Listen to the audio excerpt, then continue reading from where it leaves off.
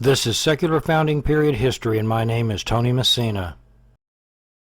Here's another presentation of America's Lost History and a letter from Jefferson to Reverend Samuel Miller. Letter from Thomas Jefferson Monticello to Samuel Miller, January 23, 1808. The Reverend Samuel Miller wrote President Thomas Jefferson requesting that he proclaim a day of thanksgiving and prayer, to which he responded with this letter explaining that he is proscribed from doing that. The 36 lines of this letter itself is actually full of information regarding the complex subject of church and state that helps us piece together an understanding and learn what this subject of church and state is really all about. As states, based on the doctrine of self-determination, were intended to be exclusively to themselves in charge of anything and everything having to do with religion. Adding to this, the federal Constitution itself makes no provision for any kind of religious intercourse. Therefore, the president has no authority over religious matters at all. Jefferson teaches us that if there can be any proclaiming done, it would have to be done by the state governments, where establishments of religion already existed, always have, and where they belong if they are unfortunately going to exist in the first place. Laws made regarding religion, or better known as establishments of religion, do not belong in the federal government, but they can and do belong in the states if state governments choose to have them, and many do have them. To Reverend Samuel Miller, Washington, January 23, 1808, from Thomas Jefferson.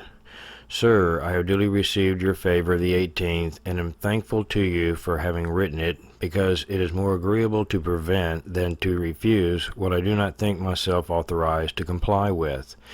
I consider the government of the U.S. as interdicted by the Constitution from intermeddling with religious institutions, their doctrines, disciplines, or exercises.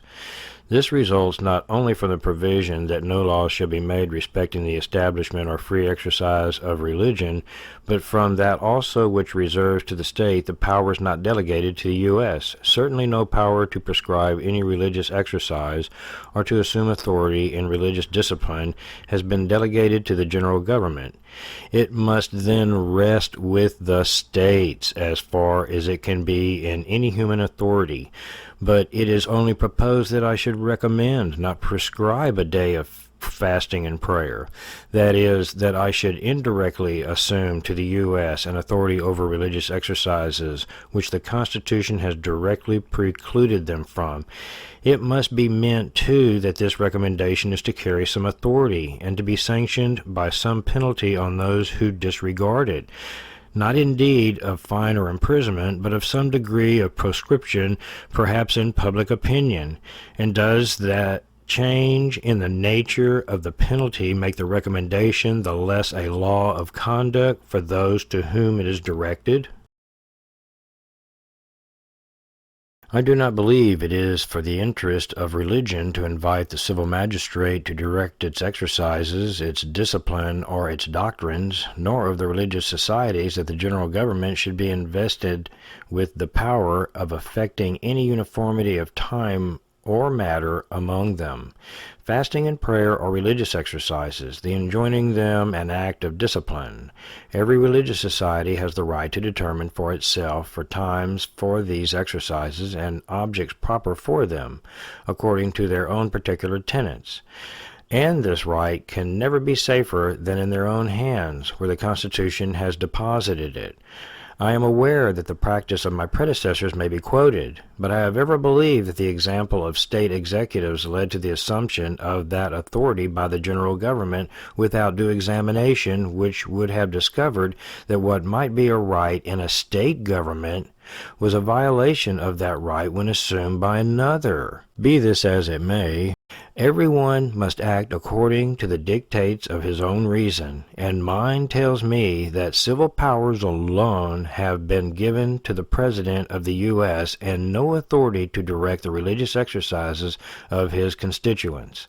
I again express my satisfaction that you have been so good as to give me an opportunity of explaining myself in a private letter in which I could give my reasons more in detail than might have been in public answer, and I pray you to accept the assurances of my high esteem and respect.